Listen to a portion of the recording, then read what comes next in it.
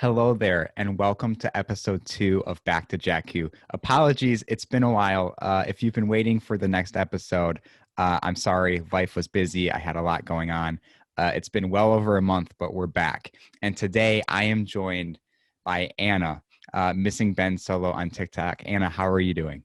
I'm fantastic. How are you doing? I'm doing great. So today's topic of discussion is going to be all about the Bad Batch.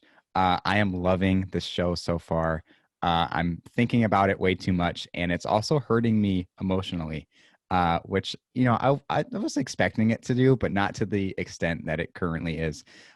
So Anna, Missing Ben Solo on TikTok, you also have an Etsy shop. Tell us a little bit about that. Yes. For people, if there is a video recording version of this, that's orders hanging up in the back of my room, of course. I believe, yeah, that's my Rex shirt over there. It is Starry-Eyed Explorer on Etsy. I do totally custom handmade Star Wars embroidery. I do little like hoops. I do shirts for like people with pierced ears. There's earrings. It's a whole thing. I can do basically anything someone sends me a picture of. So yeah, it's just a really fun way. And then to connect with people and get to share some Star Wars love and make unique merch that sometimes they don't always have for people. And that was kind of inspired by the lack of Ben Solo merch out there because I was like, even though I have the Grogu in the back, I'm like, I have enough Grogu. They keep pushing that. I need something else. And yeah, I also have an Instagram for that, which is at Starry-Eyed Explorer Shop. Yeah, your stuff is really cool. I like the tech. I Oh, like the tech's tech. my favorite so Yes. far. Uh-huh. So go check out Anna on Etsy, also on TikTok at Missing Ben Solo. So as mentioned, today's episode is all about the Bad Batch. Loving this show so far.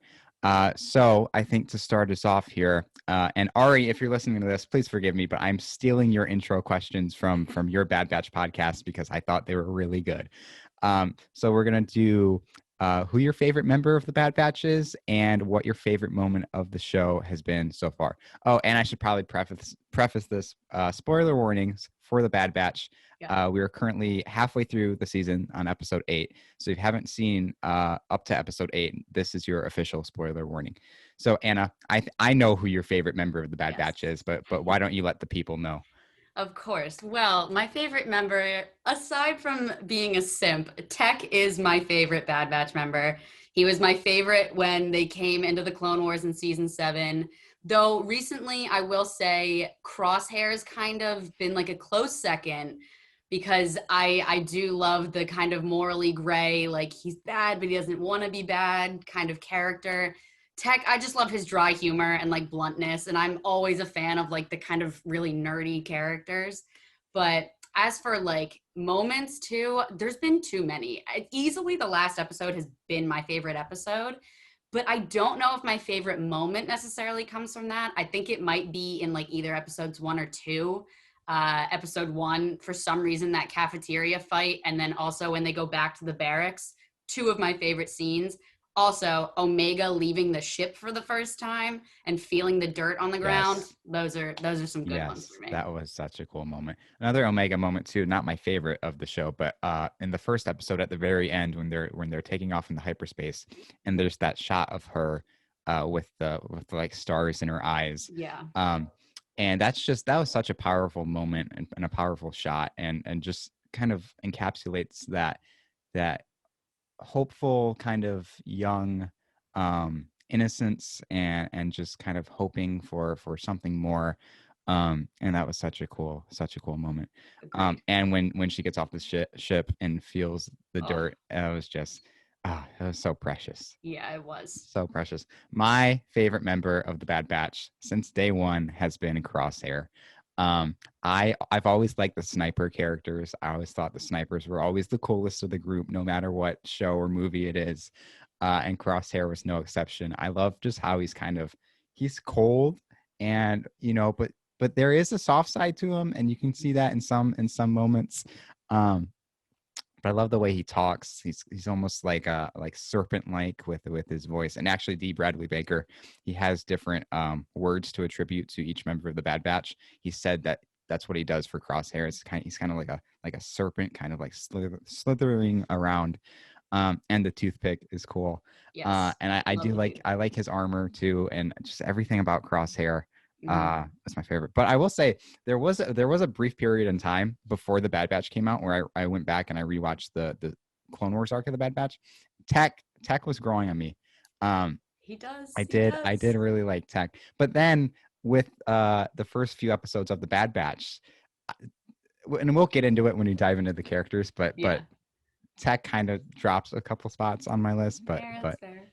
we'll get into that later. And then my favorite moment of the Bad Batch, it took me a while to think about, but it was the joke that I think Dave Filoni has been waiting to tell for a decade with Echo, where when Rafa goes, "Is there an Echo in here?" And then Yes. or Trace, I don't remember who it was, and then he goes, "Yes, I'm Echo." I forgot literally that part is so good. I was living for all the replays of that. I was like, he was waiting so long to do he's this. been he's been sitting on that one. Dave He has been sitting has. on that one, and I love it. It's one of Yeah, my new favorite jokes in Star Wars. I just think it's so good. absolutely. But then another favorite moment of mine is in episode 7 when Rex gets introduced to the show and they kind of have that dialogue about the chips, and you really see how Order 66 and the later events of the Clone Wars impacted Rex Yeah. and how he's kind of dealing with that trauma. And once the Bad Batch says that they haven't removed their chips yet, he's ready to pull his blaster out Yeah. and do what needs to be done because Yeah. Rex knows how serious those chips can be. And I love seeing that side of Captain Rex and seeing how trauma and how experiences you go through can impact you and kind of change you. And I think that was really cool. I agree. He was ready to drop them in 2 seconds, and Hmm. it's really interesting to me to see how because there's such a big gap with Rex as a character because we saw him in Clone Wars and then we see him in Rebels when he's like old and matured and living like isolated with a couple of other clones and like to see the in between of how he gets to that point is going to be something that I'm really looking forward to just throughout the show. I hope they touch on that a little more, but yeah, seeing him and just the like instant like I'm taking this child with me and like I will kill all of you because you need to get those chips out. I was very surprised, but also like this is cool. Hmm. I think it was a really interesting thing to kind of show and to kind of do with his character. Just it's almost like PTSD. Like he's got Hmm. this trauma from his past experiences, and he knows how serious the chips are. Yeah. Um, so moving on, before the Bad Batch came out, obviously we had the season 7 arc of the Clone Wars with the Bad Batch. What were your thoughts of kind of the characters, the Bad Batch in general during this Clone Wars arc? Yeah, so I'm the first one to admit that coming into the Bad Batch, I was excited, but I wasn't like totally like chomping at the bit, like ready for this show. I enjoyed the arc in the Clone Wars.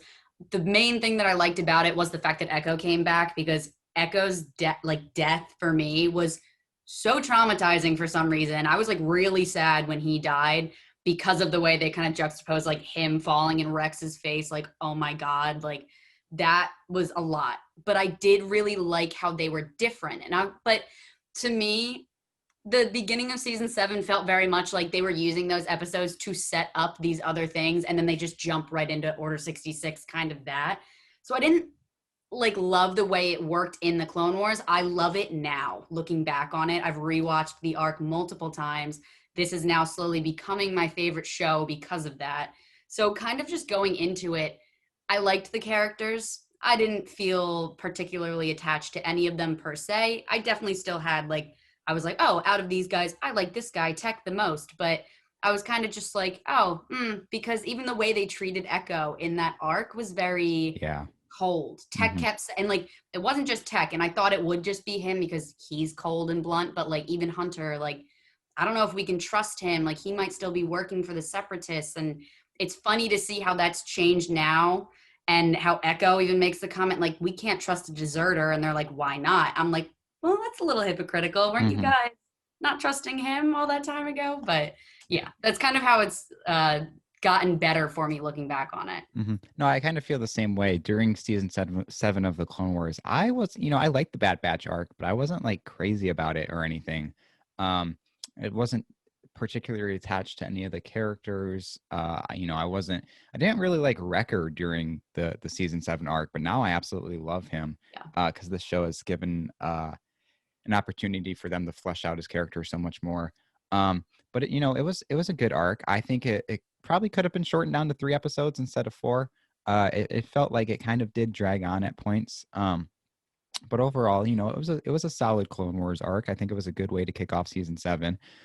But I wasn't too crazy about it. And then at the end, when kind of Echo decides to join them instead of going back with Rex, I thought that could be setting up something, but I wasn't expecting a full show. I was like, maybe it'll be a book or a comic book or Yeah. or something like that. But it was a pleasant surprise when they announced that the Bad Batch were getting their own TV show. And then once they announced it, that became, and I'm probably in the minority here, but that became one of the Star Wars shows I was the most excited for, because I'm a Mhm. huge Clone Wars fan.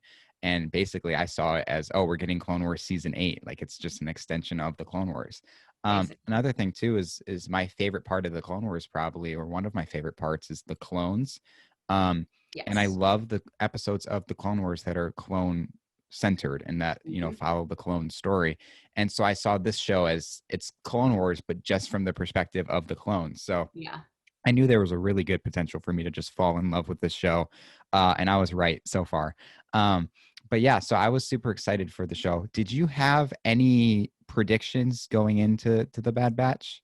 Yes and no. I could not have told you that there was going to be like Omega or anything like that. The one thing that I kind of knew was something was going to happen with the chips. I didn't know what would. I also couldn't have told you that the first episode would be when Crosshair turns. I thought that was going to become more of the pinnacle of the show. Like, I thought they were going to build up into someone turning.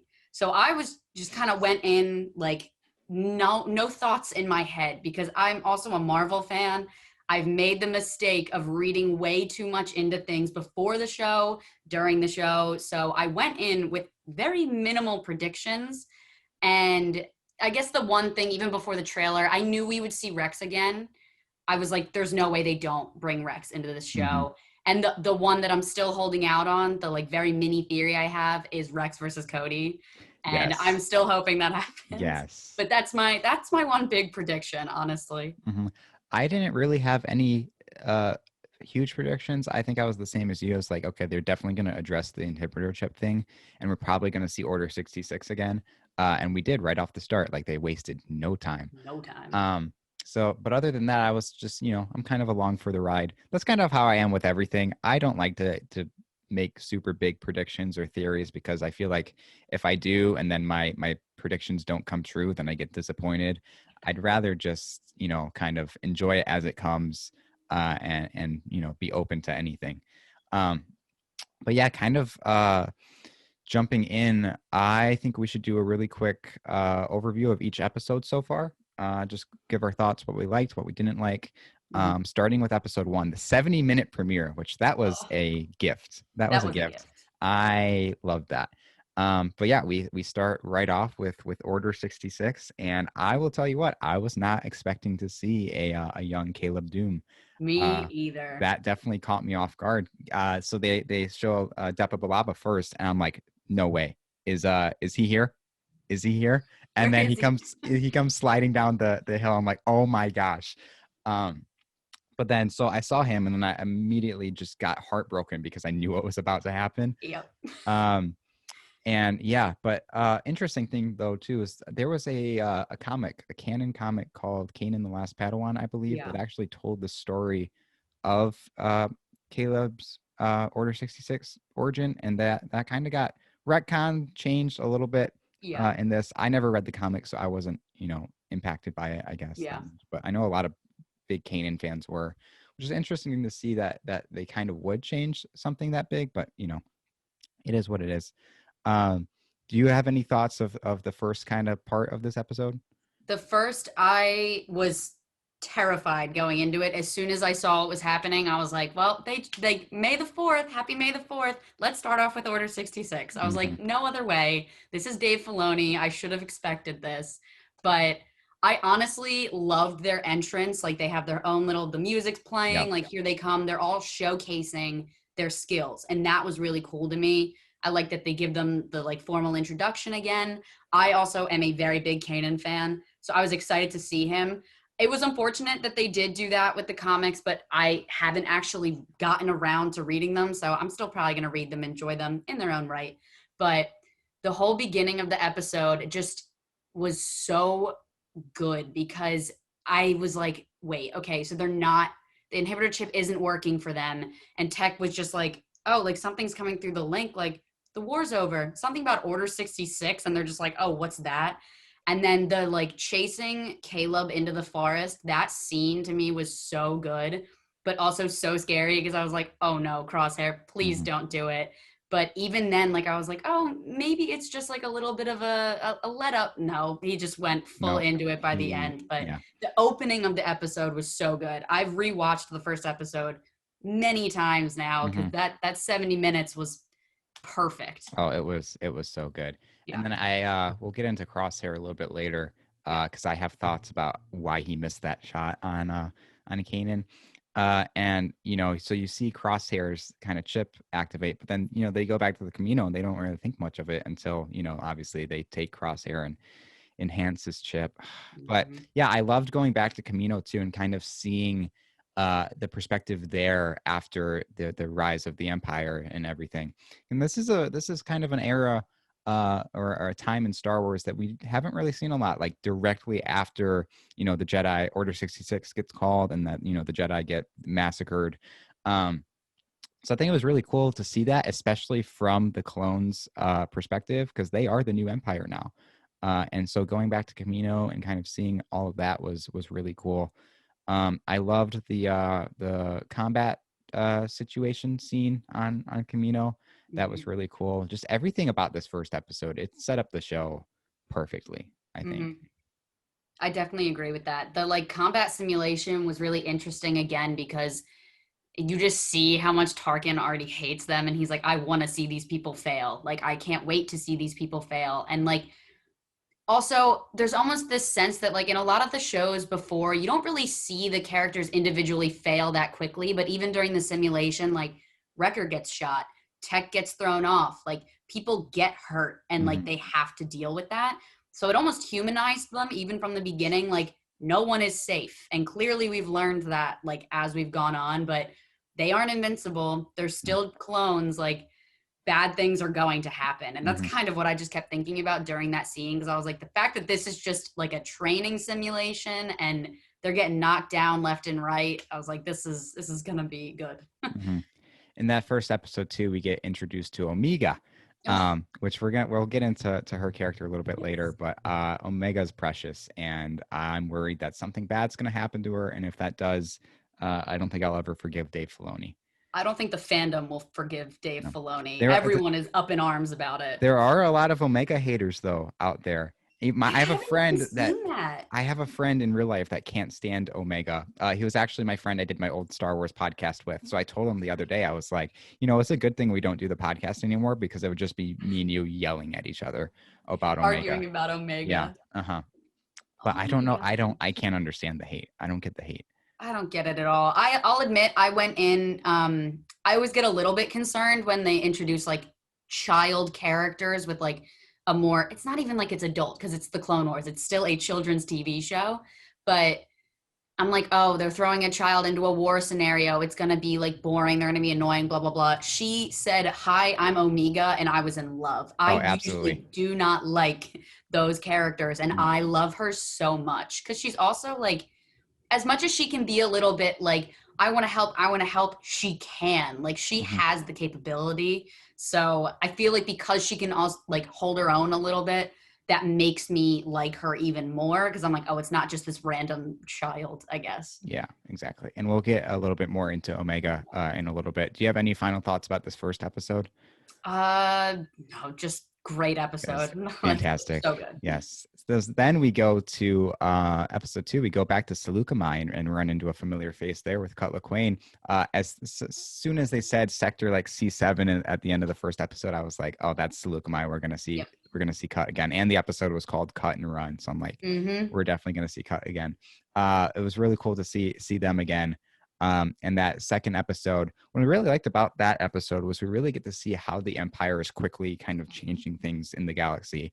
Obviously, they got the checkpoint set up with the chain codes. They're giving Mm-hmm. all the civilians chain codes, and it's like they're really wasting no time setting up their new empire. Yes. Agreed. I think that like it was almost like a refugee type situation where it's like people are like I need a chain code, I need to get out of here, like trying to pay people off just to like leave, to get away from this. And they took no time, because, and that's a fast forward to episode 3, but the way that they like celebrate, oh, the war is over, but they don't realize what's coming after the war. And like I understood why Hunter was like, you should take Omega. Like, I don't want to like put her through this. But it was also so nice to see like her with other children. And I can see why he had that kind of hesitation of like, I can't take care of this child. Like, she should be with other children. But then, of course, relentless, she's like, I don't want to do that. I want to do this. And I think that that episode like was a very good introduction as to the dynamic of how everyone was going to work within the batch after the loss of Crosshair, because even in Yeah. the beginning they get right to talking about like she knocks his thing over looking for the no, that's the 3rd episode, never mind, that's never mind, that's when they talk about missing Mhm. Crosshair. Yeah. Yeah, no, but I really like the second episode. Another thing too, a super small detail that I picked up on was the clone trooper's voice. It sounded more like stormtroopers when they talked through their helmets. It was a little bit more distorted and had that stormtrooper kind of vibe, I guess, which I really like to see. Yes. Um, so moving on to episode 3, uh, I think at the time it was probably my favorite episode of those first 3. Maybe it was tied for the first episode, but Crosshair in this episode, you just get to see how his chip has completely taken him over, and how that when the Empire enhanced his chip, they turned him into the villain basically. um Hmm. I liked it. I obviously didn't like seeing Crosshair be the villain, but I think it makes a really cool story and makes Yeah. him a really cool character. I think I was like, oh, I loved seeing Imperial Crosshair because the concept is so cool. When the people are just standing there and he's like, oh, well, we have orders. I was like, oh, he's like full in, no breaks, like he's all about it. But again, I'm excited about that dimension of his character, and I'm really like curious to see what's going to happen. And that they really wasted no time saying, okay, well, the chip is working and he's ruthless. So Hmm. it kind of makes you like, oh, take a step back, like, oh man, this is not going to be pretty between, because at that point we didn't know when they would see each other again. It's like, I'm curious to see what happens when they see each other again. And yeah, ruthless is the best way to put it, because he literally straight up just slaughters some just, people who surrendered, and then kills Hmm. one of his own men for questioning orders. It's like, dang, he is not playing around. The Empire's really got control over him. Yeah. And then what happened with the rest of the batch this episode? They crash landed on that planet, right? And then that's where uh Omega had to go through like the cave to find Hunter. Was that Yes. what happened? Yeah. Yes. And I actually love that part, because I know a lot of people in the second episode were drawing, I see a lot of comparisons between Omega and Rey personally. Um, the way she saw the dirt, people were comparing it to how Rey saw all the green for the first time in the galaxy. This episode did the same thing for me when she sees the moon dragon with like the capacitor, and it's like feasting on the energy. Instead of shooting it, she just like calm, Hmm. similarly to the way that Rey is with other like creatures in the sequel trilogy. And I was like, it's really nice to see like she's almost this soft touch that's like curbing the rest of the very rugged nature of the Bad Batch. And she's like, it almost shows the whole like violence doesn't always have to be the way it has to go, because she was able to do that, complete the mission, and bring it back without being hurt otherwise, except Hunter. But yeah. Hmm. Yeah, I really liked the third episode. I thought it was good. It really showed Crosshair's kind of new character. Um, and it was a fun little side quest for the Bad Batch, I thought. Mm-hmm. So, moving on to episode 4, this begins our 5-week stint with no Crosshair, because we don't see him again until episode 8. That was a long time to Too wait for long. Crosshair content. I was starving Yeah. by the end of it. But we get a familiar face in episode 4 with Fennec Shand. Mm-hmm. Uh, Personally, not my favorite episode of the season, but I did appreciate kind of seeing Fennec. And they mentioned in the episode too that this was kind of like, she's new to the bounty hunting scene, which is cool because she obviously is effective at it. And thinking about how she's new at it just goes to show how good of a bounty hunter she is. Mm-hmm. Um, What were your thoughts on this episode?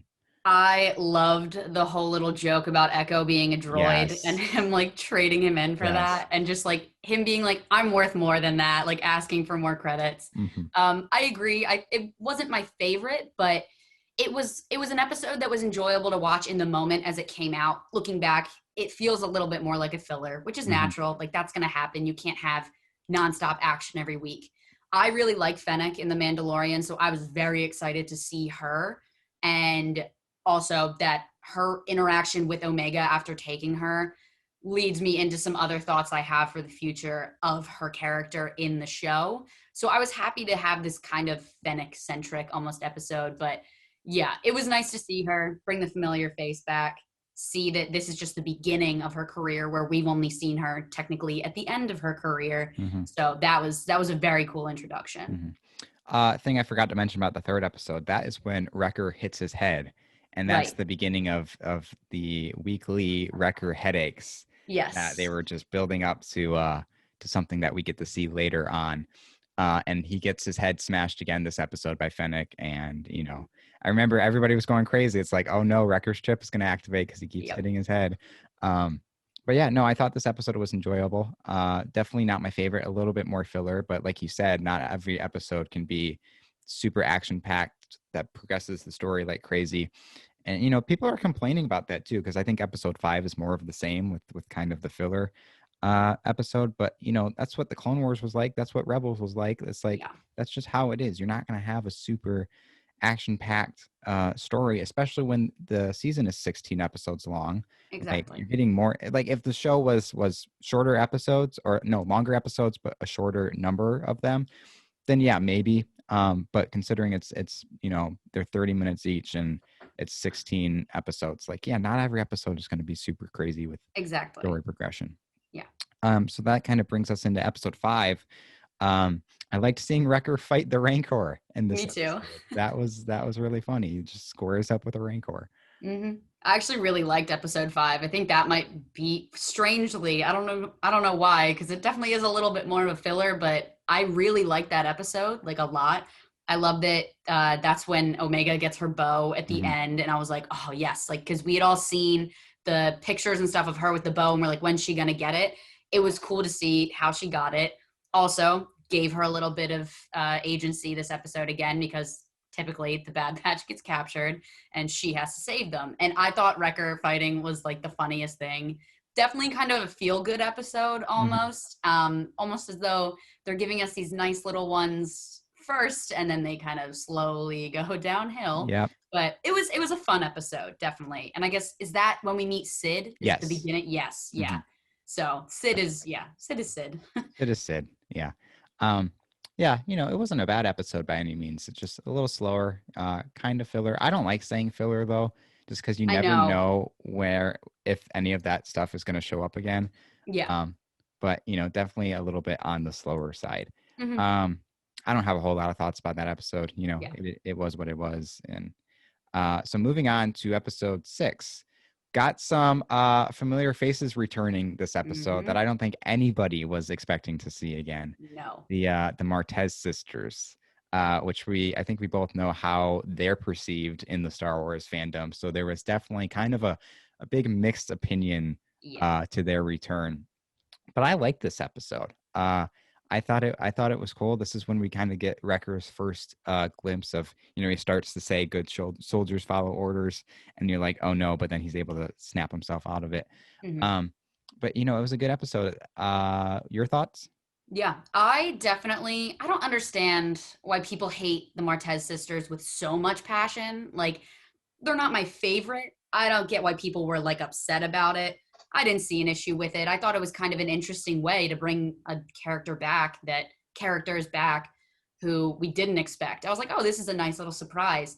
I also liked kind of how they functioned in the episode because the end, Hunter, this whole time up until this point, is like, I don't really know what to do with my batch. Like, I don't know what to do with my team. I don't know if we're supposed to just go settle somewhere. Like, are we supposed to just keep running these jobs? And this is the first time he kind of has that like moral question presented to him by them at the end. They're like, we need this information for like a good reason. And he's like, well, technically, I only need it for money. Mm-hmm. So the fact that the whole batch definitely agreed, because Tech's the one who copied it onto a drive to give to them.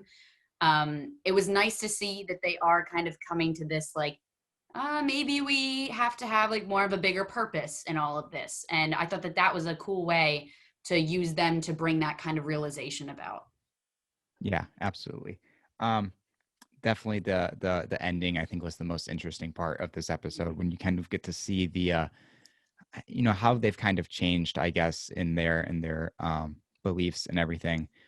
Plus this episode gave us the Echo joke, which was Yes. flawless. It was interesting too, because at the beginning of the episode, when they said they were going to Corellia, my thoughts were, oh my gosh, we're gonna see either young Han and Kira, or somebody that we've seen in Solo. So I was a little surprised that we didn't. They take us to the Corellia, where we're kind of expecting to see somebody, and then we don't. Hmm. So that was, but it is what it is. And then we get the hologram at the end of the episode, where I remember everybody was going crazy with, oh my gosh, who was it? Is it Ahsoka? Is it Bail Organa? Is it Maul? Some people thought it was Maul. Um, Oh, I yeah. personally, I thought it was Rex, because that Yeah. would, that would make the most sense, because the Martez sisters had R7, and we see R7 at the end of the Clone Wars with Rex. So it would have made sense for Rex to give them R7. Plus, we knew Rex was coming anyway in the trailer. Exactly. But it's always funny to see everybody go crazy about their speculations and Oh, theories about yeah. stuff like that. That was like for the most recent episode. Was it the most recent one or episode 7? One of them, people were going crazy about who was going to show up, Hmm. and it was the last one, because we weren't expecting Yeah. who showed up to show up. Oh yeah. But it is always funny seeing who people are pulling for, who people are rooting for to show up. Yeah. Hmm. Yeah. No, but episode 6, I liked it. I thought it was good. You got any last thoughts? No, totally No. agree. That was a great episode. Yeah. Then we go into episode 7, when Yeah. stuff really starts to hit the fan. Hmm. So we get Rex back, which we already kind of talked about his entrance. And then they're off to Braca to what was the reason they went to Braca? To get the chips out in the I medical believe so. Yeah, because in the he's medical like, bay? there's an old Jedi cruiser, the like one that was similar to that I got mine taken out Hmm. on. So we should go there to Yeah. get yours taken out. Hmm. So we go to Braca, and they're gonna get the chips out, but then those like 4 weeks of Wrecker's headaches finally catch up to him, and his chip activates. And Wrecker, when his chip is active, is absolutely horrifying, Oh my God, yeah. because you're used to seeing him be like the fun uncle type, like he's really fun. As soon as his chip activates, he's stone cold. He's horrifying. He's a completely different person. Um, and I think if anybody's chip of the batch was going to activate, I'm glad it was Wrecker, because he would be the most scary, the most horrifying. Hmm. And he was. I only wish that sequence lasted a little bit longer, to see Wrecker with his chip active. But yeah, your thoughts? Yeah. The first thing that I had a little bit of I wish Rex and Echo had a little more of a like, Yeah, no. oh, like, Mhm. hey buddy, like, been a while, because he was sad when he left and like all that. That was a very minor thing. I agree that I wish the Wrecker sequence lasted a little bit longer. I would have liked to see more of him fighting against the other Bad Batch members. I understood why it was important, obviously, to have him like chase Omega down, but it would have, to extend it a little bit, it would have been nice to see like maybe Tech come to and like him start to fight him, and then Hunter and everyone come and fight him. Instead, it was just a lot of dark hallways, people hiding, people running Mm. away. So that would have been nice, but I agree, out of everyone to get their chip activated too, he's like, his brute strength is something you can't fight against. Yeah. Like that is his elevated like trait. Mhm. So it was scary to see Wrecker's chip activate, and like the fact that he was seconds away from literally shooting Omega. I was like, Mhm. oh my God, like It it was was real. serious. Yeah. Yeah. Um, it was such a cool scene, and like we've been waiting for that, because they were building it up for Hmm. weeks, and yeah, it was such a impactful scene. Then they get their trips out, which is all good and dandy and everything. And then trying to think if anything else major happens that episode. I don't think so. Rex is talking to somebody on his comm link at the end of the episode. Yes. Do you have any predictions or theories of who that is? I've seen some of the I haven't taken one in full stride, honestly, because again, I'm kind of just trying to sit and like absorb it week by week. I don't know. I don't really have much of an idea of who it could be. I'm excited to see who it's going to Mm-hmm. be, obviously. But do Yeah. you have any predictions? Um, while I was watching the episode, I was like, that either has to be Commander Wolf or Gregor because that's who we know Rex is with He during ends up Rebels. with, But yeah. I was thinking about it. I'm like, that wouldn't make much sense because I don't think Wolf or Gregor, they're probably got their own thing going on with their Hmm. chips, and I don't think they would be in contact with Rex. Um, so we were on Ari's podcast the other day, and the consensus was that it could be Saw Gerrera because we do know that Rex knows who Saw Gerrera is, and kind of we see Rex obviously become part of the rebellion, so it would kind of make sense to have that link between those two. Plus, we've already seen Saw in the Bad Batch, so we know it could be very possible. So I think Yeah. Saw Gerrera would make the most sense. That definitely makes a lot of sense, and I think that's a pretty plausible one. Again, they don't just introduce characters to introduce them. They Mhm. like use them for a reason. So I definitely could see how that would be him coming back the way they introduced him in the beginning and how he kind of explained to the Bad Batch what happened. When they're talking about, oh, it was the Emperor. No, he's like, you guys aren't getting it. So I think it could be him. That's a pretty plausible theory. I get that one. Yeah. And then I don't think that's the last we're going to see of Rex in the Bad Batch, Mhm. because especially the hunter said to him, "If you ever find yourself in a bind, you know where to find us," or something like that. And that's a line you wouldn't put in a show unless it was going to have some importance later. Like that's like a Yes. Chekhov's gun thing, Yeah. where if you call attention to something, it needs to have relevance later on. So I definitely think we're going to see Rex again. Plus, Hmm. I talked about this on Ari's podcast. The new Black Series Rex that just came out with the poncho, it has his helmet visor attachment on his helmet. Which why would they put that on the figure if it wasn't going to be in the show? But then yet again, Hmm. it's Hasbro, and It's Hasbro yeah, derogatory. yes, Hasbro derogatory. Yeah, I'm sure we all know my feelings about that company, so I wouldn't be Yep. surprised if it was just a mistake because they don't know what they're doing. Fair. Um, so then we go into episode 8, hands down my favorite episode so far. Um, Yeah. Crosshair. Crosshair is back, and he's ruthless as ever, Hmm. hunting down the Bad Batch. Once they get them cornered in the cannon room, he literally straight up says like, "Aim for the kid," Oh, and you just see how ruthless. I keep using the word ruthless, but I can't think of it's another the word. best word for him. Yeah. Um, and just how far gone he is, I guess. Um, yeah, what are your thoughts on kind of the first part of this episode? Yeah, I was not expecting him to say that. I feel like I should have because of the way he treated the civilians before. But again, everyone knows like there's still a little bit of Crosshair in there. Obviously, there's always a little bit of them, even with the chip. He knew that taking her out would hurt Hunter the most, and out of all of them, Hunter has shown not the most remorse, but anger at himself for letting him go. Because in the one episode when Omega's like, oh, well, Crosshair doesn't mean to be doing what he's doing. Like, you can't be mad at him. Hunter's like, I'm mad at myself, like, Mhm. for leaving one of my brothers behind. And everyone else kind of just tiptoes around the Crosshair subject. They don't really like to talk about it. And it was also interesting to see this episode almost seemed like everyone's enhancements weren't working. Hunter did not manage to sense like a single thing during that episode. Crosshair missed shooting Tech, which he obviously would have not missed. Tech also, even though he blocks the scanners and everything, pretty dumb of him to not assume that Crosshair was going to know that that's what he was doing. It was almost like everyone was just kind of crumbling. Like their things weren't working, something wasn't clicking for them.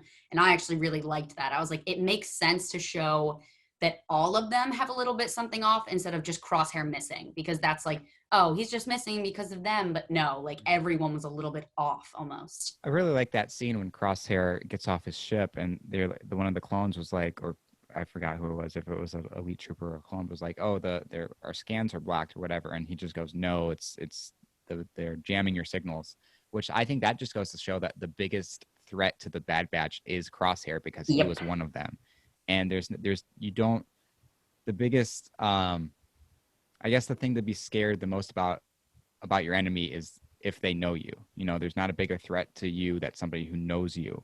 Yep.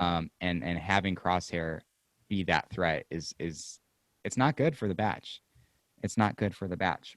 Mm-mm. So then, you know, the escape sequence happens where they shoot down the ceiling or whatever, and they kind of get away, and then Crosshair repositions himself to get that shot off when they're coming out of the engine. And then he obviously misses that shot on Tech, but we're going to get into that a little bit Mm-hmm. later. And then, you know, he's like, oh, turn on the engines. We'll just fry them up while they're in there. Um, Backfires for him, and that makes me sad. So, you know, obviously the batch rig the thing with explosives, drop it down so that they can get out. But then that heat from that engine burns Crosshair like a chicken nugget. Yep. Kentucky Fried Crosshair, whatever you want to call them. Yep. I feel so bad. My poor boy, my poor I Crosshair, know. gets I've, absolutely burnt. yeah, he's already suffering enough, and they really just like were like, well, now he's just going to be completely burned on his body and face. So Yep. that's just another hit for him to take. Yep. And they got him wrapped up like Dengar and got him on the Mhm. breathing thing.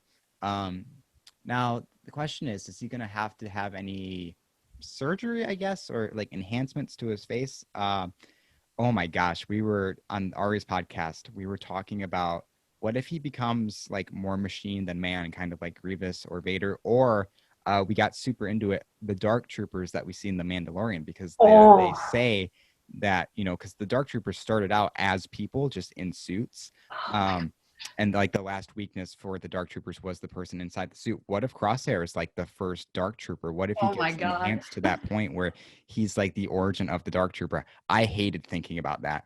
I hated it. I wish I could have gone the rest of my life without thinking about that. Without that information, Yeah, oh my God, that's so much. it's Oh my God. crazy. And Well, that would be quite the event. Oh yeah, my Lord. I, That's a lot. I hope, I mean, that would probably make a cool story for sure, but I hope it doesn't come true. I don't No, want to I'm see that. holding out hope, and I No. know that's yeah, it's naive to hold out hope at this point, but I'm still holding out hope. Mhm. So Crosshair, he's not in a good spot at the moment. Hopefully it's not too bad, but I'm preparing for the worst. Um, Hmm. so then that leaves us to the end of the episode. Yeah. Yeah. Um, was not expecting to see Cad Bane again. So Hunter and Omega make it back to the ship, and a bunch of clones are dead. And you're like, who could have done this? And then you hear the voice, and you're like, oh my gosh, it's Cad Bane. Oh, Um, and then then they square up, and yep. like they're about to duel, and you know it's not going to go well for Hunter. No. Which in a way though, like as I was watching this episode in real time, I was like, okay, if it was any other person across from Cad Bane, it's obviously gonna be no contest. Like you're Mhm. not gonna beat Cad Bane in a duel. But Absolutely. but as I was watching, I was thinking, well, Hunter has enhanced senses, so in a way that might be able to help him. It didn't. Not at It didn't. all. Not even close. Nope. Not even close. But I loved the music when the camera panned up to Cad Bane. It was just Western. It was perfect. It was Uh, so Cad Bane. it It was was it was perfect. You couldn't have put better music in there, yeah. unless you put in the theme from The Good, the Bad, and the Ugly. Yeah. I've seen a couple edits of that, and it's just Yeah. it works perfectly. That's the Um, only way it would have worked. mhm. um, yeah, your thoughts on Cad Bane coming Yeah, back? so I watched the show with my mom, and my mom she's seen the Clone Wars, but it's very hit or miss. She immediately is just like, "Who's that?" I was like, "Mom, I'm having a moment." I was Mhm. like, "I need to appreciate this." I was taken aback. I did not think he was going to be in this show at all. I knew something bad was going to happen. I was like, "They're not going to bring him in. Hunter and Omega aren't both going to get away. Like Yeah. something's going to happen." She said the same thing when we were watching it. She started like making the little sound effects. She was like, ooh, ooh, ooh. I was like, Mom, this is too serious for this right now. Like, I can't do this. But when he shot Hunter, I thought Hunter was dead. Oh, I me went too. through the 7 stages of grief. Mhm. I was like, because I wasn't surprised. I was like, I wouldn't be shocked if Dave was just like, yeah, Hunter's gone and they take Omega. However, him living, I was like, okay, Hunter's back. one of my favorite parts of the episode was seeing through his helmet. I Yes. thought that point of view with like the muffled voices and like sure the memes that came out of it were very funny, but Yes. actually in the episode that was one of my favorite Mhm. parts. I loved that because then it's also like he's barely coming to. Omega thinks he's dead. Oh, it's I'm very pumped for this week's episode because I when Hunter got shot, and like usually when a character gets shot and they're still alive, you'll see him like twitch or move like around. He was yeah, stone cold out. still. He was out. And I was like, so that happened, and I'm like, they wouldn't kill off the main character halfway through the season, right? Right. Right, Dave? Hello. Um, and so I was like, oh my God, did Hunter just die? And yeah, like you said, Omega thinks Hunter is dead because she got Ugh, stunned right after. That's not cool. no. But yeah, the helmet POV, what's really cool about that, I think it's the exact same, if not very similar, heads up display to Republic Commando, Mhm. with the clone commando troopers. So that's just a really cool attention to detail thing. And yeah, the memes that came out of that one. Wake up, Grommet. We've got to hide the body. There's no There's cheese. You no can crack cheese us in in prison, prison. Grommet. Oh, that was so funny. That's all I could think of after. I was like, someone's going to put that audio to this, Mhm. and I was not disappointed when I saw it. There was another one. It was audio from Call of Duty. It's like, on your feet, Oh my, soldier. We are leaving. oh my God. Yeah, It's people really run with that. yeah, And people ran with Cad Bane. Like, people were complaining about Cad Bane's hat got smaller. yeah, I admit, I was a little sad not to see the oversized hat, yeah. but Mhm. yeah. And What everyone's happened? saying that Cad Bane is Dave Filoni's self-insert Insert OC OC. Yeah. character. Mhm. I mean, it Absolutely. is. He is Yes. like 100%. Yeah. What happened to his oversized hat? Did he? I, Because it's got the same like markings on the top part of it, right? Did he shrink yeah. it in the dryer or something? Or I, Literally. I don't know. No, yeah. But yeah. So then Hunter gets back on the ship, and he's like, he took Omega, and you see the worry and the fear in his eyes Yeah. in that moment too. Another thing is, I'm shocked that he actually survived that, because Oh, yeah. we've seen clones get shot in the chest before, Fives and Oh, Thorn, and yeah. several others that don't live. The only other clone we've seen that gets shot there that survives is Rex, but I think he got hit in like the shoulder area, I but think so. that Yeah, he was was like shot right it in was the dead chest. center, like Cad Yeah. Bane, perfect accuracy. Yeah. um yeah, so I was a little surprised he survived, to be honest. But it was Yeah. really cool to see that duel used again, because that was like the unfinished episode of the Clone Wars between Boba and Cad, and that's how Yeah. we find out how Boba gets the dent in his helmet. And it was almost shot for shot the same exact duel, which is really cool. I actually did a comparison video on TikTok where I put both clips Oh, that's cool. on top of I'll each check other. it out. I haven't seen it yet. Yeah. So that was really cool to see. Yeah, but no, episode 8, the latest episode, by far my favorite, hands down, Yeah. even though it hurt me emotionally with the crosshair stuff, and then Omega Absolutely. thinking Hunter is dead and everything. Yep. So that leads us to, I want to get into some character talk and kind Let's of do it. thinking more about the characters, starting with Omega, the new character of the show, created by the Kaminoans, and we know that the Kaminoans don't create without a purpose. So Omega's purpose, there's definitely a purpose there. It's just a matter of what it is. Mhm. Or does she have an enhanced ability? We see her pick up on things really quick, like she can watch somebody do something and then do it right after. So a lot of people think that's her ability. There's some force sensitive theories going around there. Do you have any predictions or thoughts?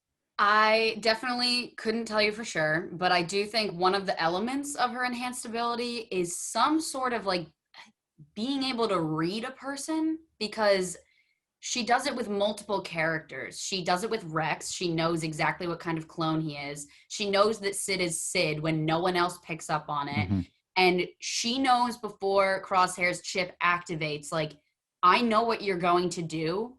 It's Yeah. not you. Mm-hmm. That has to be some sort of like almost like a truth. Like, she knows the truth about people. I don't know how that really manifests into an enhanced ability, but it's interesting because when I was thinking about that, I'm like, but how does that add up with her being a medical assistant? Yeah. Like, that doesn't really, that doesn't connect for me. So it's kind of just a loose theory that I have going on. But yeah, I don't really want her to be force sensitive. Yeah, I'm no, me going to too. be honest. I Mm-hmm. don't. Because, like, Yeah.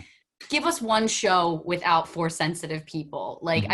I don't need them in every show. This is going great without it. So I would like it to stay that There way. have been a lot of comparisons to the Bad Batch to the Mandalorian. Mhm. And if they turned Oh yeah. Omega to be force sensitive, that would just be insane. Like it I would don't want be the that. same thing. Yeah. Yeah, I'm kind of in the same camp where I don't want her to be force sensitive. Yeah. But definitely a likable character. Mhm. I don't trust people who don't like Omega. Um, and it's going to be interesting to see kind of how her story progresses Mhm. the second half of the season. Moving on Agreed. to Hunter, the latest space dad, uh, Yes. full dad mode, like super protective of Omega. We love to see it. We love our space dads. Um, Thoughts on Hunter? I love Hunter. I did one of those videos. I haven't posted it yet, of like ranking the Bad Batch members. It's really hard for me to even rank them because I love all of them so much, like Hmm. for very individual reasons. Hunter's like just natural paternal instinct, like just protecting Omega with his life, cutest thing. I'll never be over the like dad who just happens to stumble into fatherhood trope in Star Wars. I think it's great. It Hmm. works every time they use it. I also, like I mentioned earlier about him being mad at himself about Crosshair, that kind of shows that it's not even just Omega, it's just him in general, how he has this like natural instinct to just care like so much about the people around him, even if he comes off as this very like rough and tumble, like kind of scary guy. Like the first time we see him in the Clone Wars, he's like, oh, he has knives. Like he's the like bad boy, but he's really not. And I think that that's kind of a funny way that he's almost changed a little bit for me. Yeah, definitely. I definitely like Hunter more in the Bad Batch than I did in season 7 of the Clone Wars, which Totally. I could probably say the same for all of them, to be Yeah, honest. me too. Uh, Moving on, we're gonna go to Wrecker. Uh, if there's anybody I liked more in the Bad Batch than I did in the Clone Wars arc, it's Wrecker. Because to me in the Clone Wars, he was just kind of the big child almost. There wasn't really a lot to him, but now he's the fun uncle, Yes. and his relationship with Omega is just precious. All the moments that they share. My favorite is probably from this last episode with the bomb, with their Mhm. defusing the bomb, and he's like, "You better do it before we blow up. We're like, you got 4 seconds till we're all goners or something like that." He's like, "Oh no, run!" And then, oh my gosh, I love that moment so much, and just how he is, and just he's got the biggest heart. He really does. And he's absolutely horrifying when he's not himself. Yeah. He definitely had one of the biggest like character glow ups almost from the Clone Wars. In the Clone Wars, he was the bumbly, like only saying, I want to blow something up. No, this is a stealth mission. Like even Anakin saying, like, no, we're not blowing anything up. It was just very like he felt like he was only comic relief. Like that was the only purpose it felt like he had. Now it's almost like because of the inclusion of Omega, he has like another character that it works with because when it's just him and all these very serious other clones, it's just kind of goofy. But now it works so well and his relationship with her is amazing. One of my favorite things. I even love like he didn't even know how to do it in the beginning. Like when they're out of rations and she offers him the ration and Hunter's like, "Don't take it from her. Like that's Yeah. her only food. She doesn't even have a bed." And he was like, "Oh, like I don't really know how to do this kid thing." Fast forward to now, he's like having the best time of his life with her. Mhm. Well, And how he makes her own room in the ship, oh my and god, that was how the they cutest how they thing. go and get the Mantel mix after every mission. So They are cute. precious. They're precious. They are. And I have a feeling something's bad is going to happen. I know. I'm just preparing for this show to just rip my heart out. Like Yeah. I'm preparing for the worst. Yeah, honestly. Moving on, I'm just going to let you take this away. It's your man Tech. I love tech. I loved tech from the beginning. I love the way there's very specific things. I think just now that I've rewatched it a couple times, I pay like closer attention to little bits of each of their characters. Tech is the token nerd, but also just socially unaware character. Like he's blunt. He's the type of like dry humor that I just think is so funny. Like even when he goes up and he's like tells the lady, is that enough? Like he hands her the like money, like is that sufficient? Like the way he talks, everything about him I just think is so funny.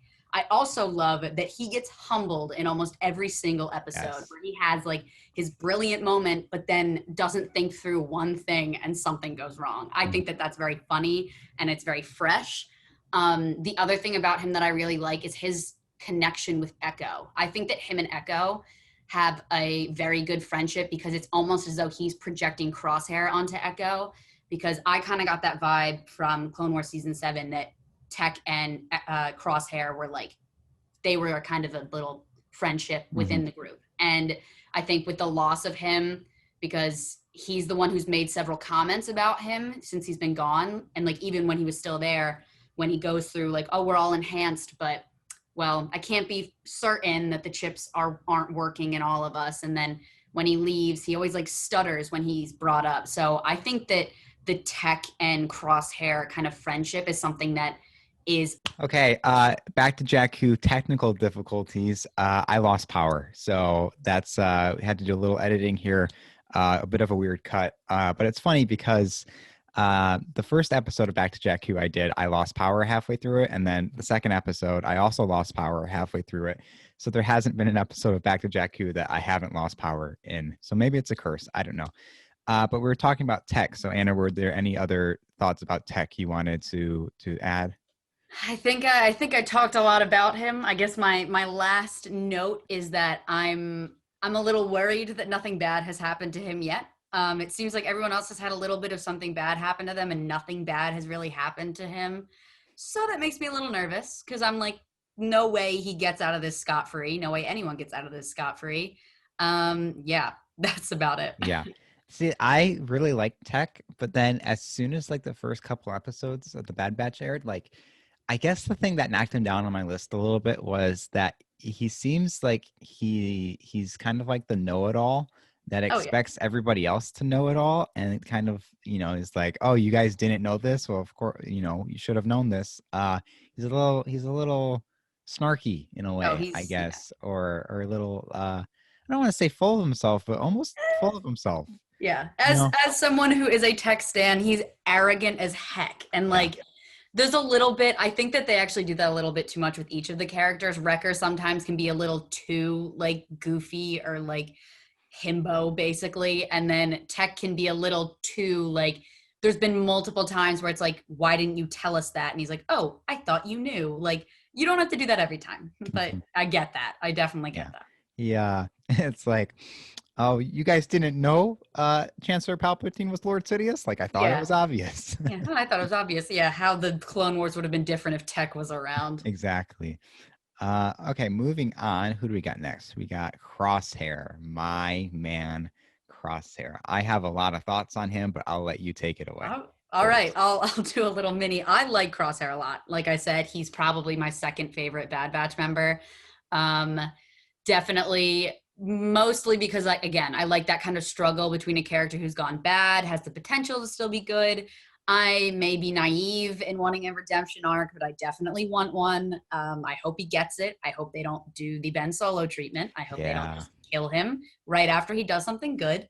That's yeah. I'll let you. I know this is your favorite character, Yeah. so you go ahead. Well, talking about redemption is I do hope he gets redeemed too, but like you said, I don't want the Ben Solo treatment because we haven't had a Star Wars villain get redeemed and actually have to live with what the consequences. Yep. They just always just die right afterward. After.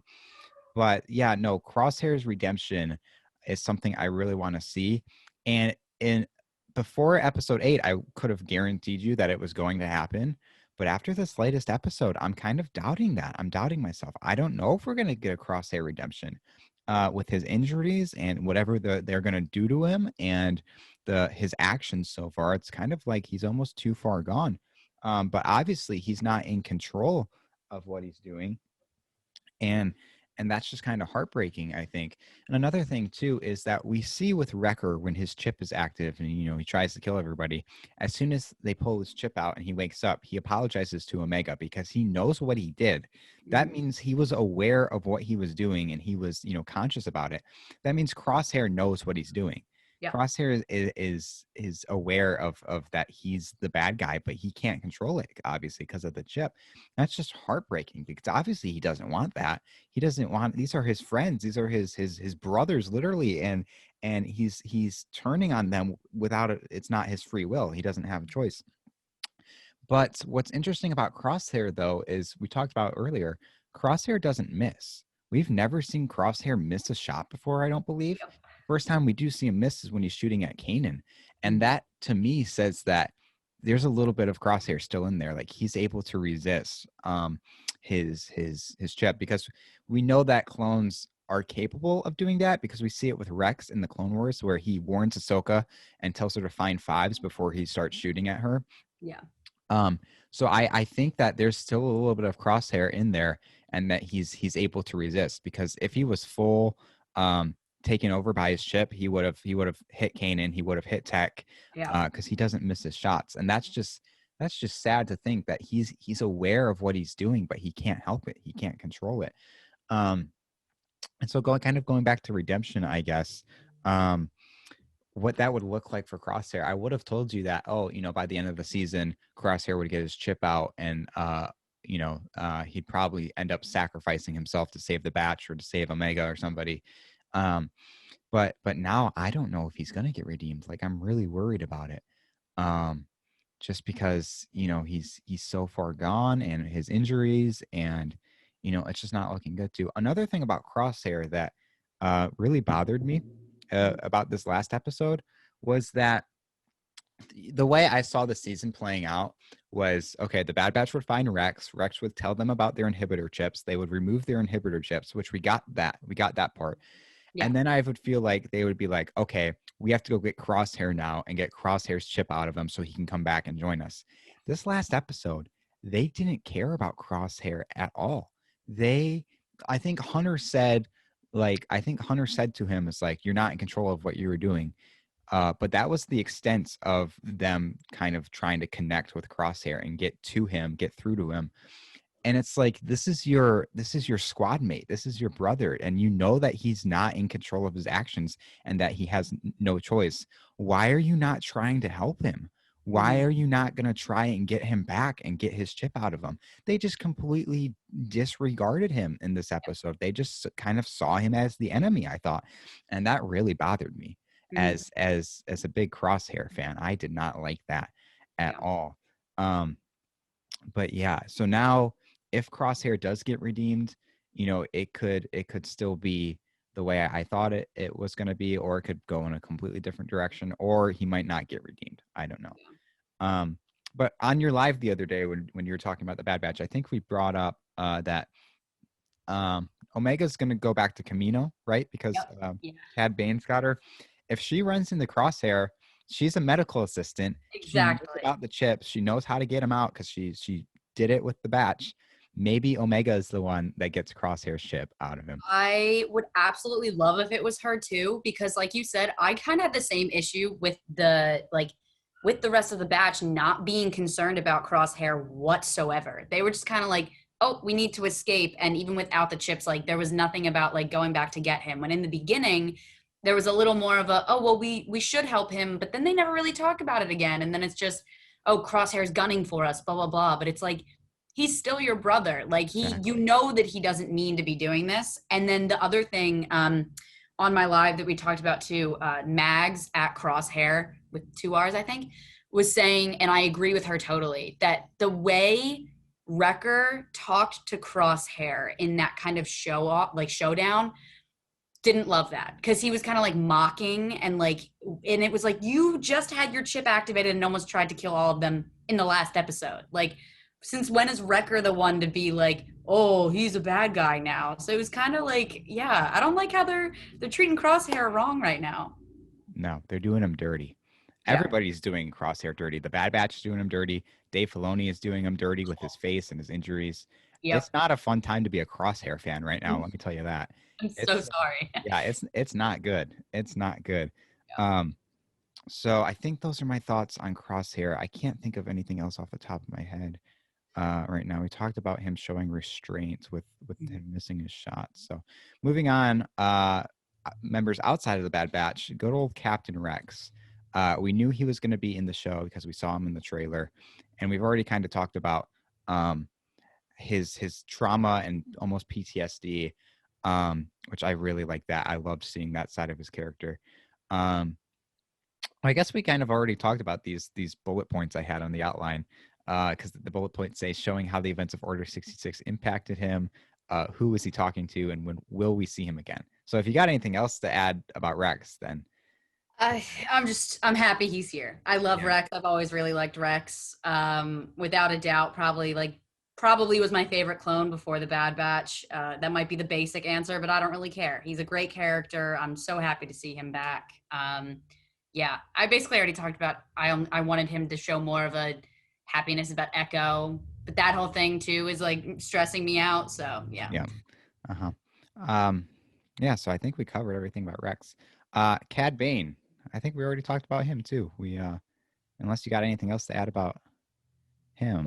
Well, not really Cad Bane, but his introduction kind of makes me and a lot of other people want Hondo. I know that that's a Yes, big thing now. yes, As soon as I saw him, I was like, okay, I love Cad Bane, but where's Hondo? I was like, I exactly. know Dave loves Hondo, and I'm hoping maybe somehow Hondo can be brought into this because I think that chaotic energy between the Bad Batch and Hondo would also be Oh, it amazing. would be So yes. Well, yeah, I wouldn't be surprised if you saw Hondo too. If they keep running jobs for Sid or whatever, you yeah, never know when you might run into some pirates in the galaxy, and Hondo would be at the center of that. that'd be amazing. I love Hondo. I would love to see him again. Absolutely. Um, moving on, we have the Martez sisters again. I think we already talked about them. I did enjoy them more in this episode than I did in season 7 of the Clone Definitely. Wars, which was a good thing. You always want to find enjoyment out of things, so that was good. Do you have anything else to add about the sisters? No, I was actually like pleasantly surprised to see them, not in a bad way, just in kind of like, oh, okay. And it was interesting. Like I said, I liked how they functioned in the episode. So, Hmm. And then Saw Gerrera, the person who has to be in every Star Wars property there is these days. It seems like yep. they just keep throwing him in everything, which is interesting. Um, I think we're going to see him again. Like mentioned earlier, I think that was probably who Rex was talking to on the comm link, and I wouldn't be surprised if he has a pretty a large role at the end of the show. Yeah, I think I feel the same. They always bring him back, and because we already know his little background from the Clone Wars, I could definitely see it being tied into just the whole rebellion. And now I'm pretty on board with that idea that that's who Rex was Hmm. talking to. Yeah. Sure. Okay, so moving into kind of the wrap up part of the episode, predictions for the rest of the season. So, what do you think is going to happen to the Bad Batch?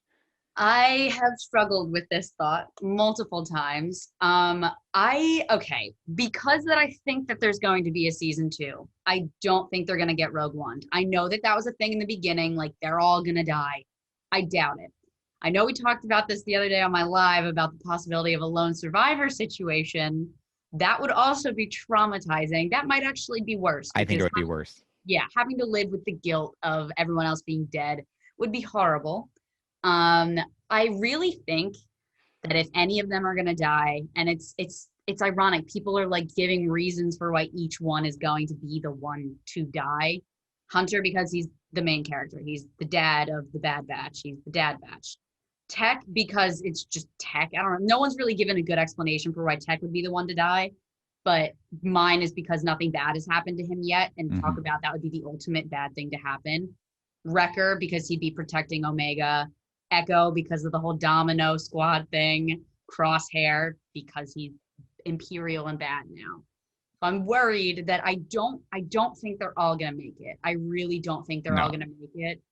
And that is sitting in the back of my head. I think as much as I love Tech, I really hope it's not Echo because I love Echo. I've grown to love him more and more. And I just, yeah, that would be so sad for I me. think it would be if they did go with the lone survivor route and it was Echo as the last one. I think that would be really symbolic almost, just because of the whole domino thing, and he would be kind of like the last domino standing, the one that didn't fall. That would be heartbreaking. Oh my goodness. Um, But yeah, because they haven't confirmed a season 2 yet, it really makes these predictions hard. Yeah, Because if it was one season, then I think it's pretty safe to assume that it's not going to end well. That they could get Rogue One, they could. uh, or because there's not a season 2 confirmed, we don't know if there's a season 2 coming. So why it wouldn't make sense for them to all die if there was going to be a season 2. So they're really kind of torturing us with Oh, they not are. releasing that information, and making us go crazy with these theories and speculation or anything. Mhm. Uh, Another thing, I think they could end up joining a rebel cell somewhere. Just because we don't see them in Rebels doesn't mean they're not out there. We know that the rebellion is kind of in the early stages, just these group of rebel cells kind of scattered about. Who's to say that the Bad Batch isn't in one of those cells? Mhm. Especially if we see Saw Gerrera again, that would be the connection right there. And I think that would be an interesting way to go. Yeah, I would actually really like that. I think that that would be kind of that answer to Hunter being like, I don't know what's next for my squad. Like, I don't know what to do with them.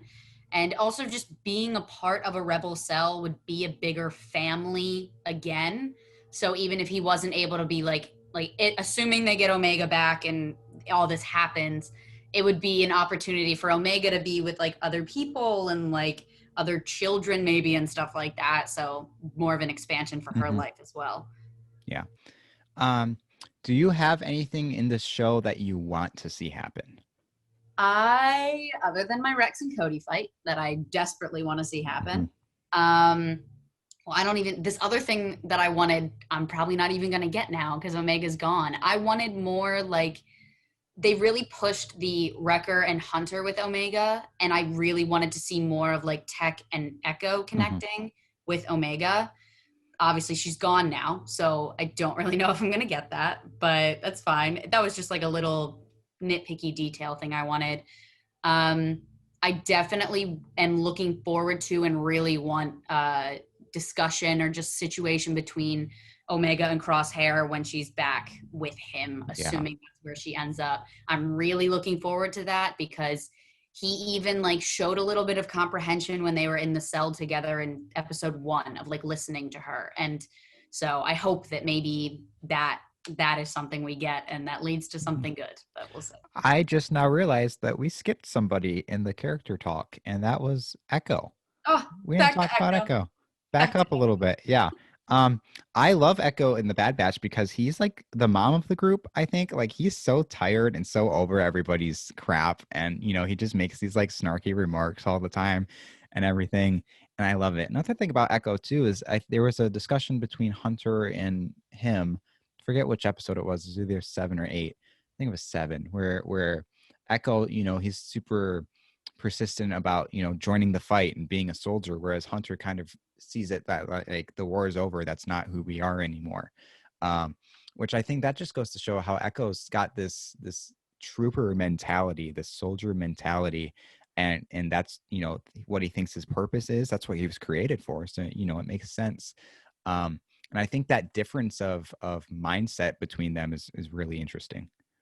I definitely agree with that. I think Echo is kind of, as much as he was ready to leave with them in season 7 because he knew that he was different now and like he knew that he wouldn't just fit back in with the rest of everybody in the Republic, he kind of still has those ties back to that, and I think holds a little bit of that like close to his heart. Like, we're just kind of running around doing all this stuff. Like, I used to like be someone, I used to be doing this, I used to like be a big part of that army. So I do think that he has a little bit of like reservations almost, but I agree. I love him as kind of like the mom figure of just like, I'm so over everybody sometimes. Like, he gets cranky and stuff like that. And I just think Echo deserves the world. Yes. I remember those episodes in that he might have been actually my favorite during that. During like the season 7, obviously we didn't know he would be a part of the Bad Batch until the Hmm. end. If I had to go back and pick one, he might have been my favorite during that just because he was so beaten down and like just the way that his dynamic has changed with everyone in the Bad Batch too makes me so happy. Like the way that they didn't trust him and now he doesn't always trust everybody outside of it. It's yeah, Echo has come a long way and I love him so much. I'm enjoying Echo more in the Bad Batch than I did in the Clone Wars. Yeah. I really like what they did with his character. he's gotten more development and stuff for sure. Mhm. Couldn't forget the Echo appreciation there. We almost completely skipped over it. Um, It's so always going, a go. yeah, poor Echo.